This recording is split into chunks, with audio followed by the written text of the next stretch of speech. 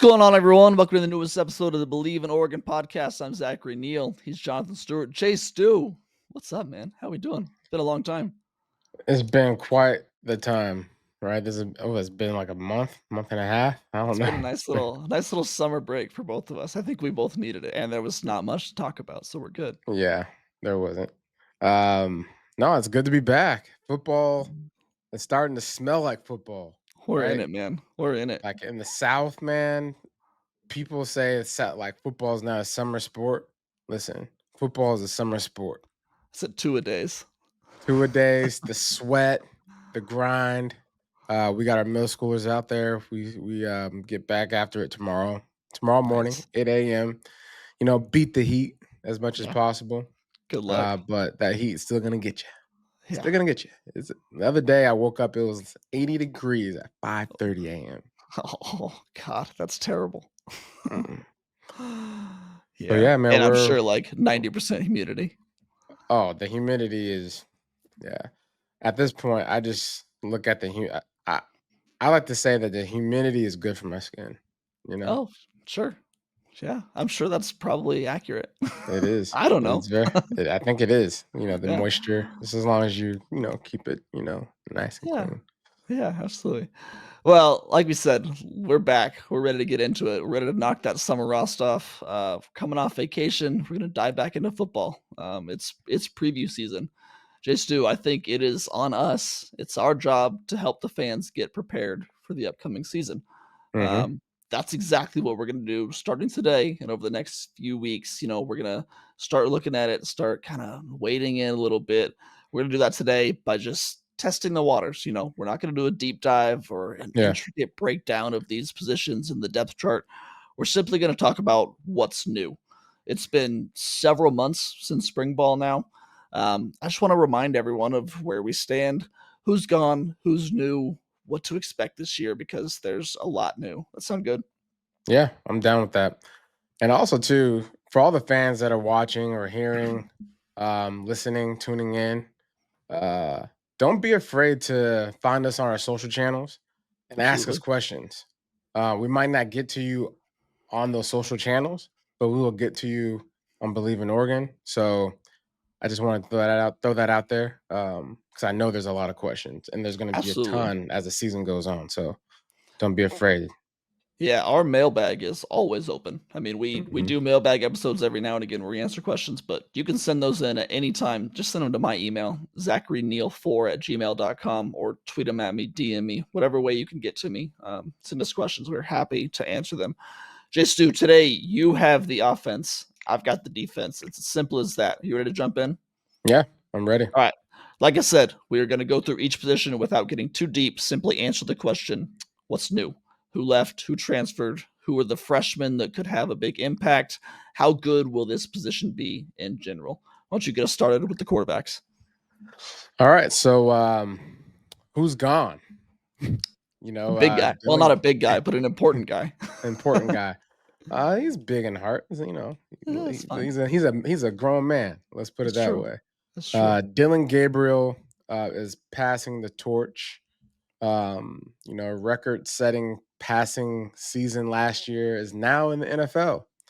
And hopefully he has, his way with the NFL. I have true confidence that he'll figure it out.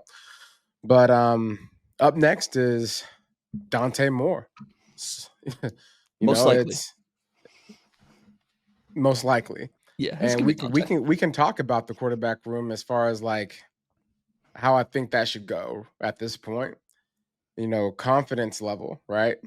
Everything is about confidence. In my Mhm. opinion, the Oregon Ducks X factor is the quarterback position. Make or break. And hate to say it that way because it's a team sport and everybody loves the game because of that. But you are not going to be able to compete unless you are solid at the quarterback position. And if it was me, I'm a player, and and the cool thing, Will Stein, he played quarterback, and he understands the psyche of a quarterback. Um, I think sooner rather than later, they're going to know who their starter is because you don't want to go into training camp, summer camp, wondering, especially you as a potential starter, right? You want to be handed the keys so that way you can prepare mentally, but also lead accordingly. It's a difference when you know that you're going into the game as a starter. It's a difference when you know you're going into the week preparing as the guy, and it's important for the guys that are surrounding you as well. You know, if you're a running back, you got to have the chemistry. You know, as far as like the confidence there, as far as okay, this guy's going to be handing me the ball off. Like this is how we're going to be practicing throughout the training camp or whatever. The offensive line, your pass sets. Like how is the guy's going to be? How is he going to be in the pocket? Right? Like I got to know how he's going to move. And as we know, spring, they're all spread out amongst each other. So I think they know within that group who the starter is. I think what they've been doing is playing the game of, let the media wait and Mhm. let us go through our process. But in my opinion, Dante Moore. Well, and that's a game that in today's day and age of college football with the transfer portal, I think you have to play. I think they're smart to play it. They aren't going to name Dante Moore the quarterback going into spring ball because you don't want Austin Novosad to transfer because you want a very Exactly. talented, starting, capable quarterback as your backup in case something does happen.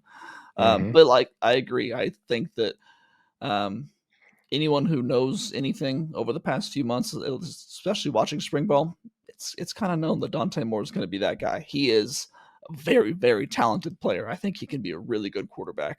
Yeah. Yeah, it's his job. I think going into fall camp. Of course, Austin Oasad's still going to push him, still going to try, and as a backup quarterback, he has to be ready to take that job over whenever he needs to, and not miss a step because, as we know in football, injuries happen. That doesn't mean that a Hmm. season's derailed. I think that the Ducks are in a good spot this year because they have two quarterbacks who they believe could lead them to a lot of wins in this conference. Absolutely. All right, anything else at the quarterbacks, or we should get to running backs? Um, no, I just think, just to improve his consistencies from his time shared that his time on the field at UCLA. I'm sure he's taken the time over this course of time to really figure out what the growing pains were, and figure out how to match his arm and because I mean he has the arm, he has the pedigree, right? And then Mhm. that's the given. It's more so how can we improve the consistencies at this Mhm. position to make this team successful. But All right. let's go running backs. Yeah. What's new with the running back position? Huh. Well, Again, a lot. Jordan James is gone. He is now in the NFL. Mhm. Um, but we have a stable of running backs: Makai Hughes, Noah Whittington. Um, who am I thinking of right now? Your guy. How are My you blanking guy, on this? Our uh, guy. Dejuan Riggs, There you go. right? Dejuan Riggs, and then we can't forget Jay Lamar, right? Mhm. Um, this is a good core group. Four guys that I just listed off there that I think, coming off of last year, Jaden Lamar has been there. He knows what's going on. Dejuan Riggs obviously showcased enough for us to be like, oh, hey, who is this guy? He To got become that. our guy for the year. Yeah. He's you this know, year's Jay Harris for us. yeah. And then obviously Noah Whittington, alongside Jordan James last year, had an incredible season. And showcased, his abilities, coming off of a year where he was hurt and wanting to prove to people that he is still something to be a reckoned with. I Mhm. think he proved that last year. But then we got a guy Makai Hughes, right? Um, he's I think the guy that they're going to be leaning on the most, obviously, because they brought him in here with that mindset.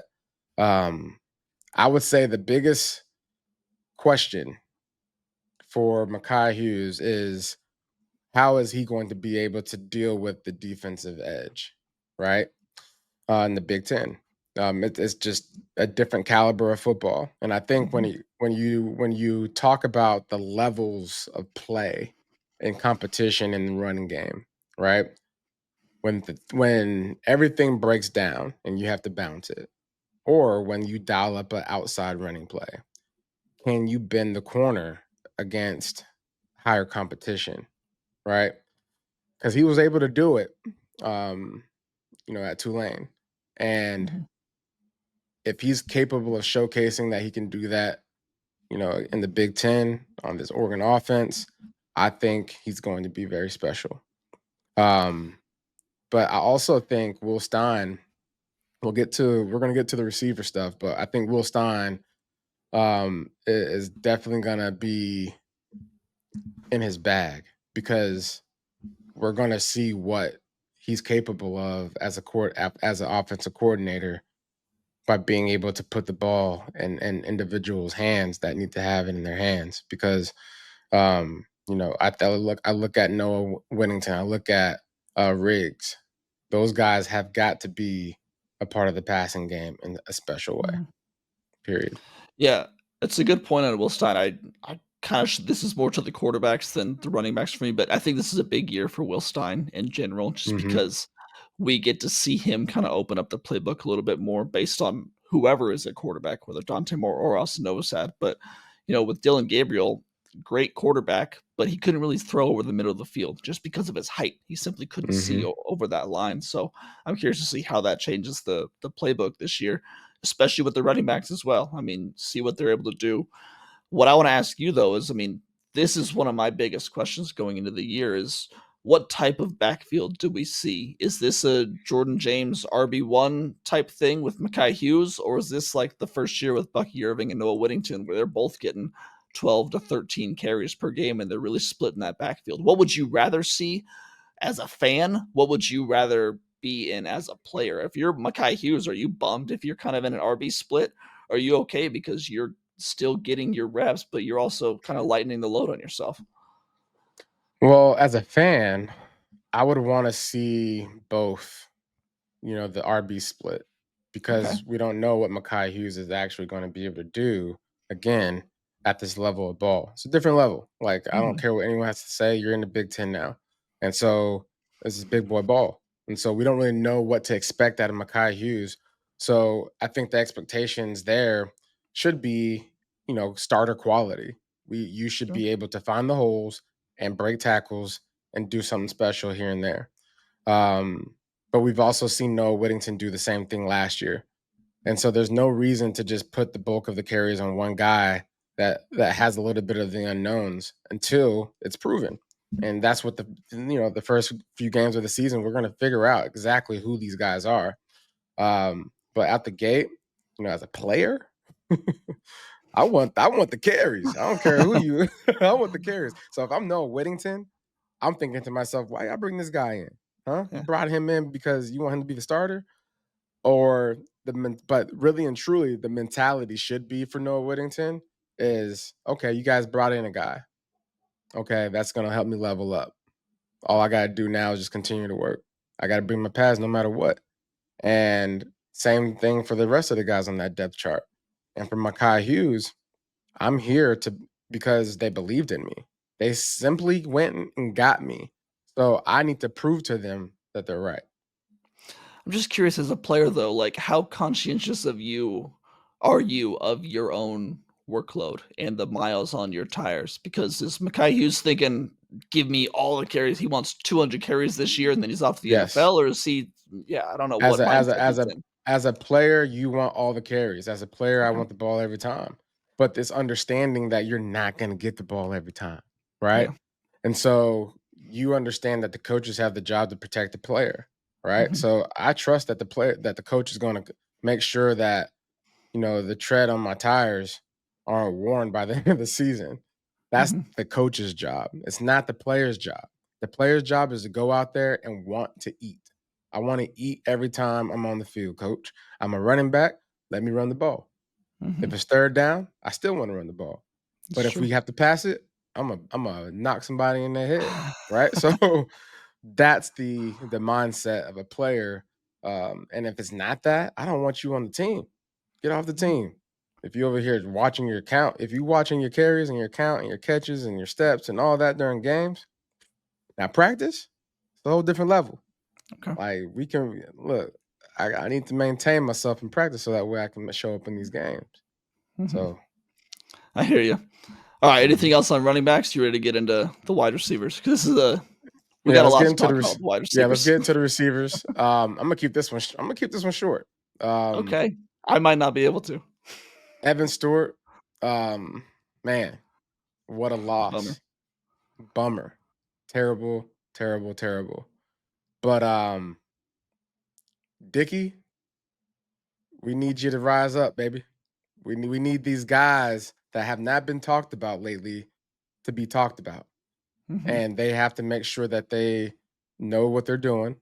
They have to make sure not only that they know what they're doing, but they're making plays, right? Because Decorian Moore, I ain't worried about him. I ain't Nope. worried about him one bit. Excited, not I'm worried. excited about him. But what that's going to have to guys are going to have to rise to the occasion. And I'm going to give you a story right quick. Okay. I thought you said we were keeping this short. 2015, the year we went to the Super Bowl. Uh-huh. Cam lost his number one receiver, Mhm. from Kelvin Benjamin from Florida State. They had a chemistry like no other going into that season. And Kelvin Benjamin in training camp went down and messed up his knee. But what that did to Cam, it made him a better quarterback.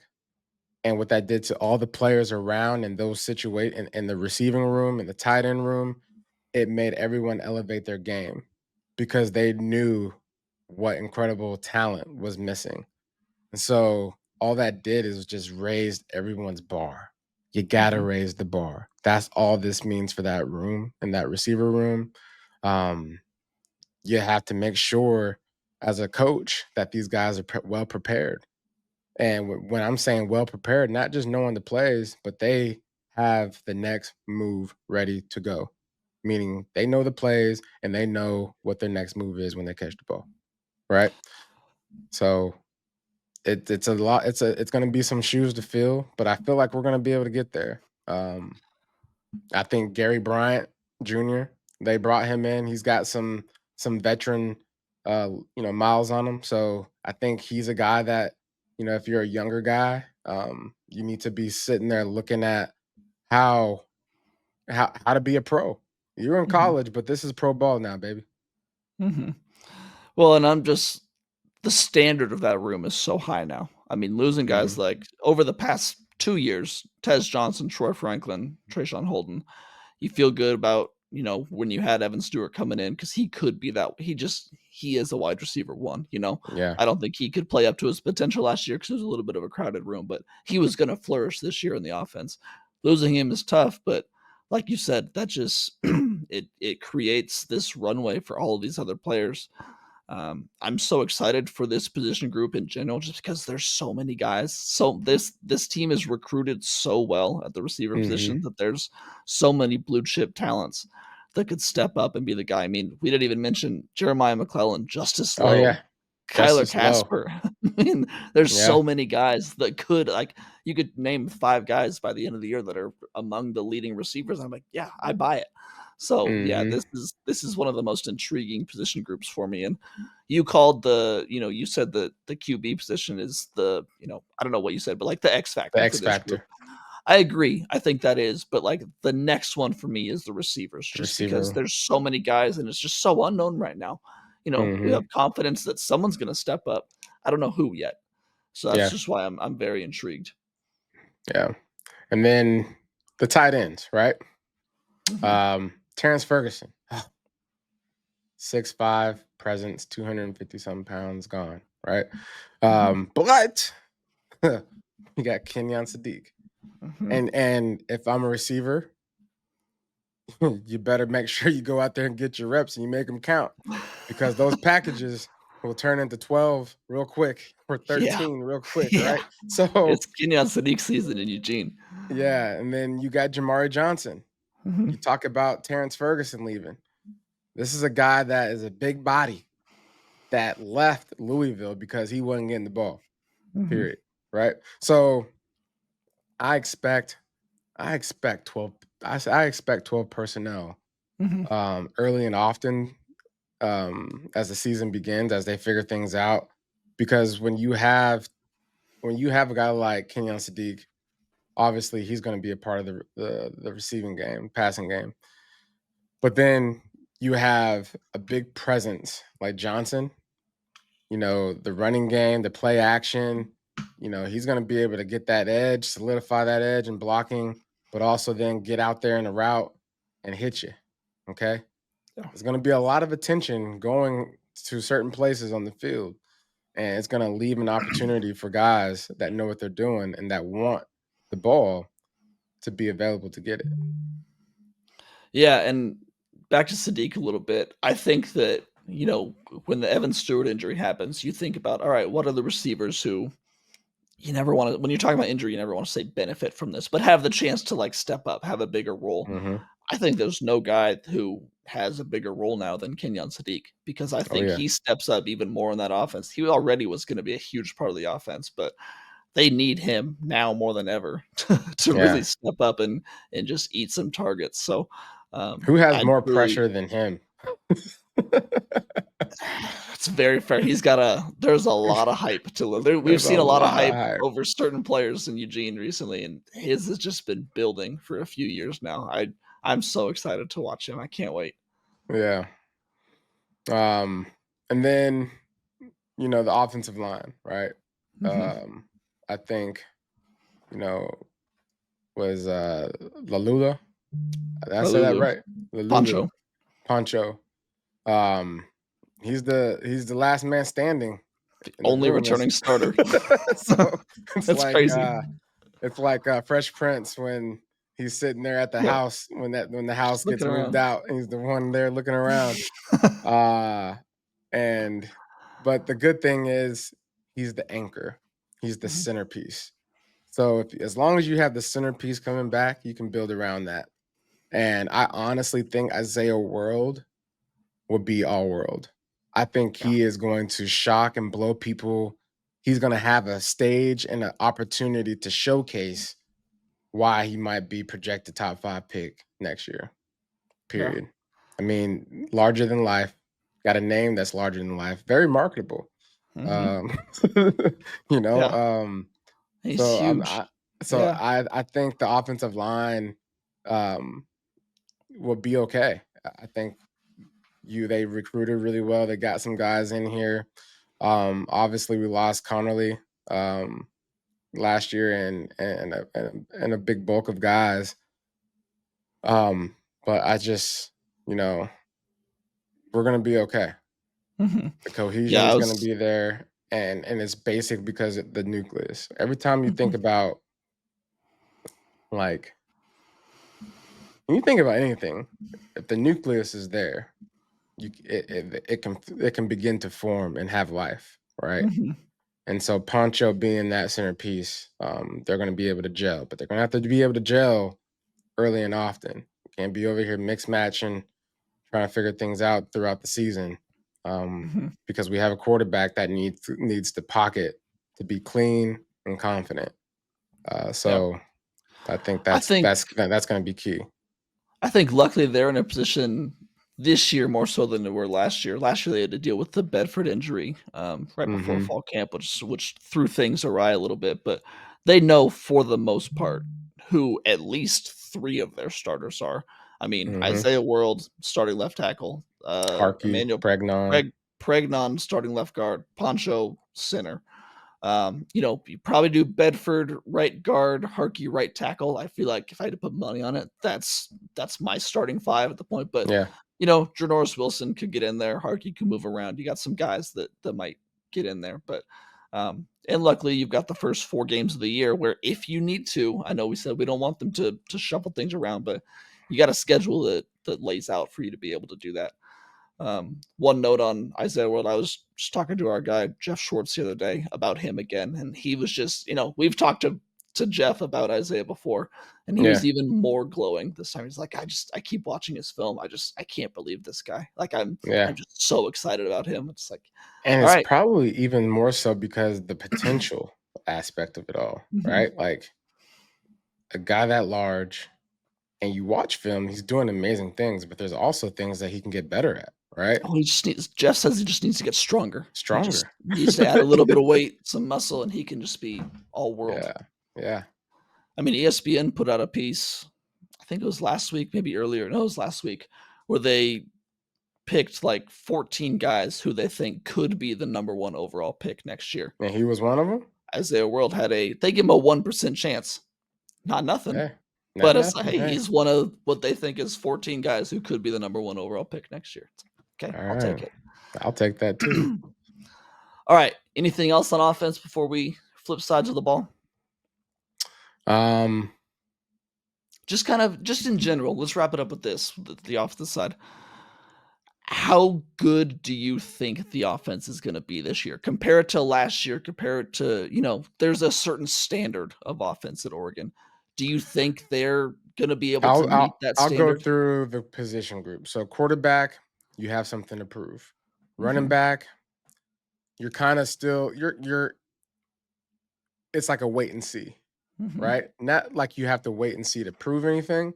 So I honestly think that we might be better this year. Receiver, y'all got to prove it. We had some guys last year. We had some guys. Got a lot to prove. Tez is over going to be watching your games like, hey, what y'all doing? Tight end, I think we're going to end up, in hindsight, we're going to say, man, that was a good group. It's like the running back. It's like, I believe they have something to prove, but like, I have no doubt that they're going to. I have no doubt that they'll prove it. Might be better, which is wild to say after Terrence Ferguson. Yeah, and then the offensive line, to your point, man, I think as a whole in that situation, coming off of last year, if I'm like just knowing the coaching staff, right? And hey, what can we get better at as a coaching staff? Okay, offensive line. We were good last year. Right? We were really good last year. Award finalists. Yeah. So how do we get back to that? We had the recipe for it. So all we're going to do is copy and paste. But as we copy and paste, we're going to adjust a couple of things, right? And I think they've done that through the guys they brought in. But Poncho being the anchor and being the confidence there, as long as he stays healthy, I think we're going to be either right there with last year. We'll be right there with last year. I don't want to overhype the situation, but having Isaiah World there is pretty awesome. Speaking of offensive linemen, we were on our hiatus when this happened, but did you see the 5-star commit Emmanuel Ihanacho, the offensive lineman? Yeah, he committed. Yeah, 6'7", 350. Yeah, that was all Isaiah World there. I want to be like him. Yeah, exactly. No, that should be a fun one. Shout out to Alik Terry. That's a big one. Man, that's huge. All right, defense. Let's flip to my side of the ball. Starting with the interior defensive line. What's new? For starters, there are a couple of big absences. You lose both Derek Harmon and Jamari Caldwell. That's a combined like 74 tackles, 16 tackles for loss, and 5 sacks between the two. Harmon was a first-round draft pick. Caldwell was a third-round draft pick, I believe, to the Chargers. So, there's a lot of production that you're missing and just some big boys, big mean boys up front that people are going to have to step in for. You got some high upside players coming in, starting with USC transfer Bear Alexander. He's a bit of a journeyman in college football up to this point. Started with Georgia, with USC for a couple of years, now comes to Oregon, but a former top 50 recruit. There is a belief that if he buys into the Oregon culture, that, there is a ceiling that has not been tapped yet. I mean, that he can be really good. So far, all the stories are, that we got from spring ball are that he's, been excellent so far and showing up early at every meeting and just, basically living in the facilities. So expectations high for Bear Alexander. You also have Amari Washington, a massive player, very high ceiling. He generated a ton of buzz this spring as well. Those are kind of the two main guys for me that I see as the starters. You also have guys like Terrence Green, Jericho Johnson, Aiden Breland, Teon Gray, and Zadavian Sims. Just like we said, at basically every position on this team, a ton of blue chip talent. We just got to see them on the field together. I mean, you just got to see what they can do now that it's their time to play. That's kind of the theme of this whole year. It's just, let's see you prove it. See you Yeah. prove, make sure that those recruiting ratings were good because you were Yeah. supposed to be all that coming out of high school. Now let's see if you can do it. Yeah. And mind you, there's going to be some disappointments, right? Not every player is going to pan out, right? Mm-hmm. And I don't even think fans should expect every single player to pan out. Like that's not ever going to happen. But what you hope is that as they play together, right? They figure out some type of chemistry to where if a player isn't as what we expected, Mm-hmm. he's still capable of helping the other player that is what we expected to cut loose. You know Yeah. what I'm saying? And it basically comes down to, hey, man, we need role players, right? Mm-hmm. Figure out your role and do your job. Absolutely. Well, and there's for every player that may not pan out, you're going to get some gems too. Hopefully, I Mm-hmm. mean, Brandon Dorless wasn't supposed to be that good Yeah. when he came, and he turned out to be that good and more. So, Yeah. um, just get more hits than you have misses. I think that's the recipe to success. All right, out on the edge rushers. I feel we did our position rankings earlier in the spring. I feel probably the best about this group that I do of any on defense. I think that they have the most proven star power, at least. Like there's depth, but there's guys returning here that I think you feel super good about. Of course, you lost Jordan Birch, one of the best players on Oregon's defense last year. But you just returned so much talent production at the top. Mateo Uyunglele, the Big Ten sack leader a year ago, he's back again. He could be a first round pick next year if he goes to the NFL draft, has another year like this. They also returned Tatum Tuioti, Blake Purchase, Elijah Rushing, and Ashton Porter. It's kind of, in my head, unlikely that you get much freshman production out of this position just because there's so much talent at the top. But, long story short, I think that the Ducks, I think they're going to get their sacks this year. I don't think that this Mm-hmm. is going to be a position where we're worried at all throughout the year that they're kind of lacking. This edge rusher group is probably the best that we've seen in Oregon in a long time. Okay. Yeah. Okay. Okay. On Better the than last linebackers, year? I don't know. So that's tough. Jordan Birch was good, man. He was damn good. So it's tough to replace him, but man, we know how good Mateo is. I think Tatum is in for I wouldn't call it a breakout year because he's already been really good. I'm excited to see Elijah Rushing. I'm excited to see Blake Purchase. I think the ceiling is higher than last year. Mm-hmm. I don't want to predict they're going to be better than last year, but they definitely could be. I mean, Mm-hmm. Mateo's was the best, the sack leader last year, and he's Yeah. back and better. So yeah, I think they could be for sure. Okay. All right, on to the linebackers. Another couple of major departures here, starting with Jeffrey Bassa. Also, Yeah. you lost Justin Jacobs as well. Oregon was very fortunate to get another year of eligibility from Bryce Betcher. He comes back as one of the top returning linebackers in the conference, but still a lot of unknowns at this position. This position's kind of like the wide receivers to me. Like you just got a ton of talent, but again, you just don't know who's going to step up. You feel really good about Devin Jackson.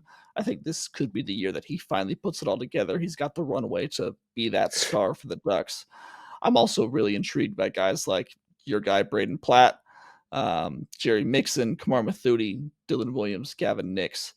There's a lot of upside at the position because of Betcher. I think that he's back and just going to be one of the leaders of that defense. I also found it really notable that after the spring game, Dan Lanning straight up came out and said, "No, we're not going to the transfer portal for a linebacker. Like, we like the group we have. We're not bringing anyone else in." He obviously has a lot of faith in this room. I think we got Mm-hmm. to trust him. Like, they like what they see.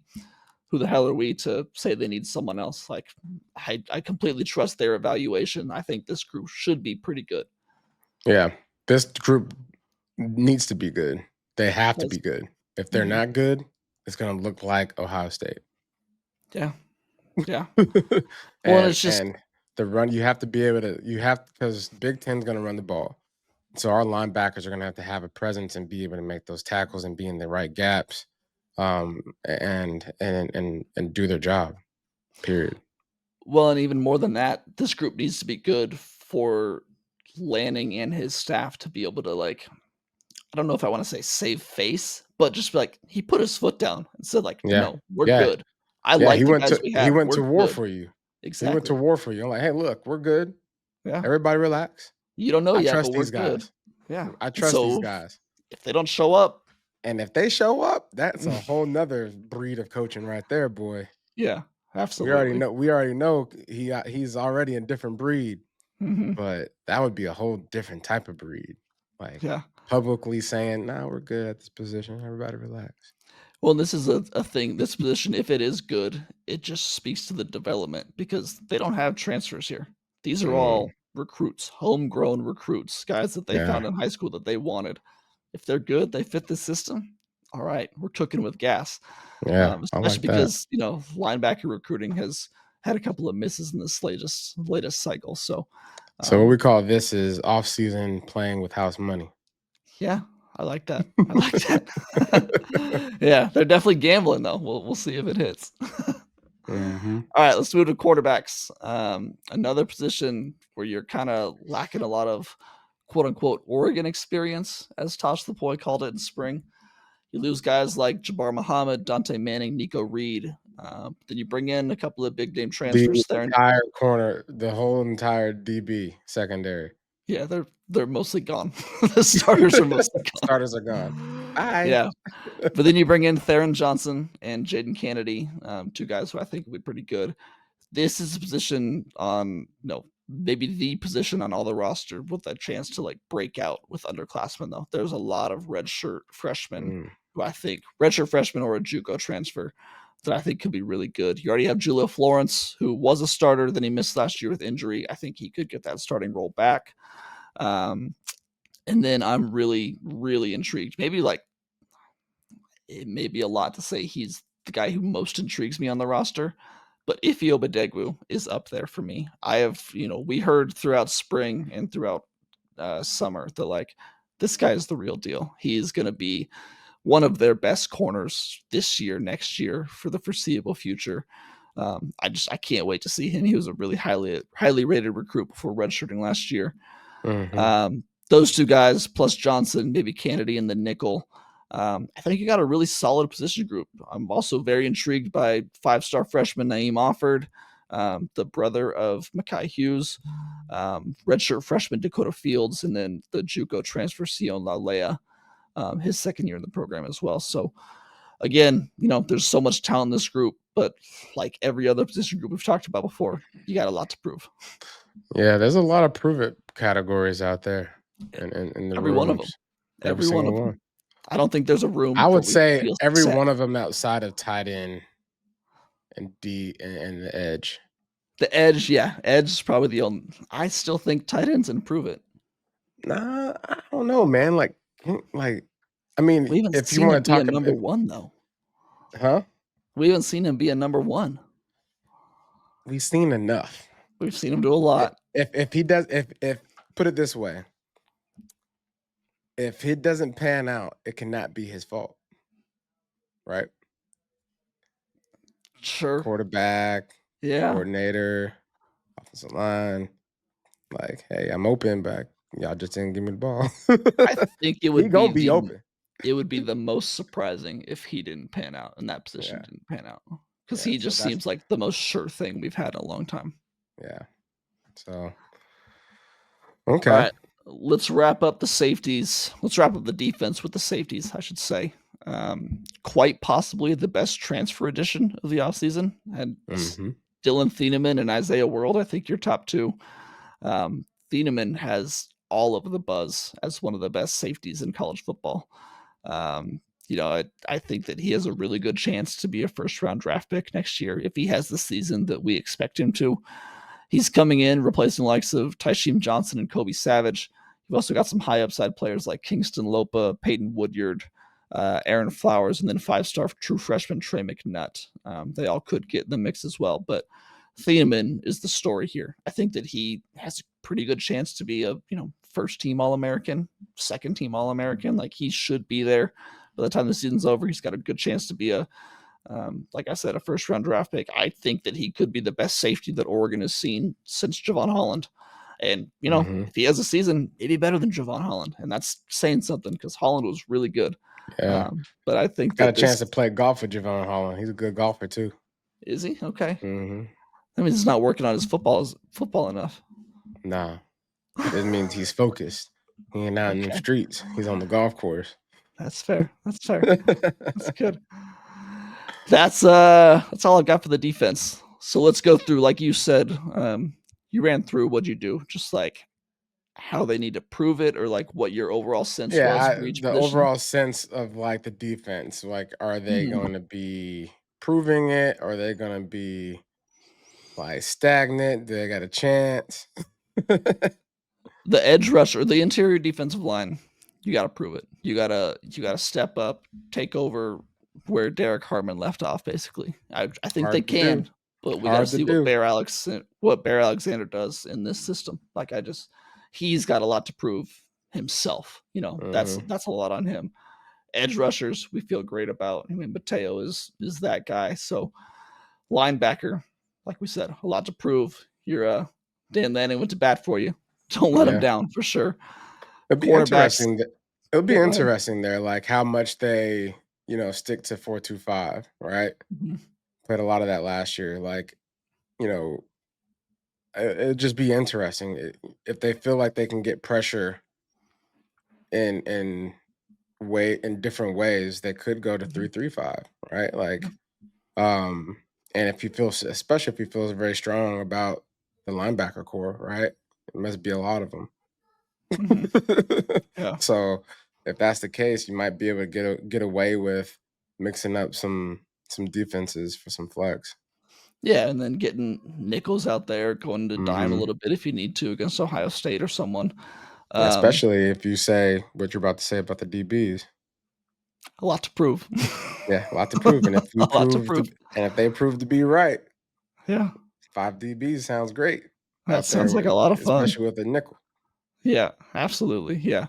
So quarterback, DBs in general, like you said, quarterback and safety, a lot to prove. Thieneman, I mean, unlike Makai Hughes, where he, played in a non-Power 4 conference, Thieneman played at Purdue. He's played against high-level talent and put up stats. I just want to see him be the guy on the team, not the guy on a bad team, Yeah. So there's high expectations for him, but I think that he can live up to them. All right, you got anything else on these breakdowns, or should we start to wrap it up? Let's see. No, man, I honestly think that this is as a team, this isn't a rebuild by any means. It's a retool more than anything. Yeah. We got high-end transfers, top recruits, and a lot of explosive potential. I just think that the cohesion of the offensive line is going to be clutch for sure. And I just think the quarterback position and the receivers will determine whether or not Oregon stays on that championship track, dog. So that's how I feel on offense. Yeah, the way that I've looked at it is, when you're watching a TV show, sometimes there's like a setup episode and then you get to the finale, like the big thing happens. I almost feel like this is a setup season. I don't know, like I've been asked, like, is this the championship season? I don't think so. Like, I'm just being completely honest. Like, I think they'll get to the playoff. I think that they can compete for the Big Ten championship. I don't think this is a national championship winning team because I think they're just too young. They'll set themselves up for next year, though, and then we'll be talking. Because next year, I think this team comes back. You got experience with Dante Moore and this whole receiving crew. The defense is a year older and so talented. Next year, let's talk. But this year, I think, can be a lot of fun. Was Ohio State pretty young last year? No, they had a lot of guys back. Okay. Remember, they retained a lot of their roster with all that money. Okay. This year, they're young. But Yeah. they've also got Jeremiah Smith and Caleb Downs, maybe the top 2 best players in all of college football. So Jeremiah Smith is about as good as it comes. But we got Dejuan Moore. Got Dejuan Moore. The next I think there's a chance, but I'm with you though. I think at very least, this is a setup season. Yeah. Very least. And meaning these guys will get a lot of experience, a lot of exposure, wins, and some hardship. Right? Yeah. They'll get all of it this season. But that doesn't put them out of the journey of winning a championship either. Absolutely. Especially if that secondary clicks the way. I mean, you just explained it in a way that made me feel very confident that we might actually have some guys. And it's hard to actually know that because of how spring ball goes these days. So you don't really know. And so we'll know soon. Yeah, I agree. Very soon. All right, the plan going forward. We are back on our weekly schedule here as fall camp gets set to start next week on the 30th. We got Big Ten Media Day this week. Oregon's Day is on Wednesday. Oregon Media Day Monday of next week, and then we are ramping it back up. We're going to do some more preview stuff. We're going to dive into the Big Ten, look at the schedule, get some guests on over the next few weeks as we hurtle towards week 1, August 30th, Montana State. Stu, you got anything before we get out of here? Stay cool. It's hot out here. Especially where you are. I'm excited for football season. Whenever this time of year comes around, like my body starts to feel weird because I'm not doing anything that is straining my body. This is typically that time of year where you're primed, ready to go. Training camp starts, and you've put in all the work in the basket, and you're ready to see it all come to fruition, right? So, for all the college guys out there, pro guys out there, football's back. We're back, baby. We're back. All right. You can check out more of my work at duckswire.usatoday.com. Follow me at Zachary C. Neel on Twitter. Follow Stu on Twitter at JonathanStewart1. Make sure to check out the Ducks of a Feather podcast with him and Kenyon Barner. For myself, Zach Neel, for my co-host, Jonathan Stewart, we will talk to you guys next week. Until then, take it easy.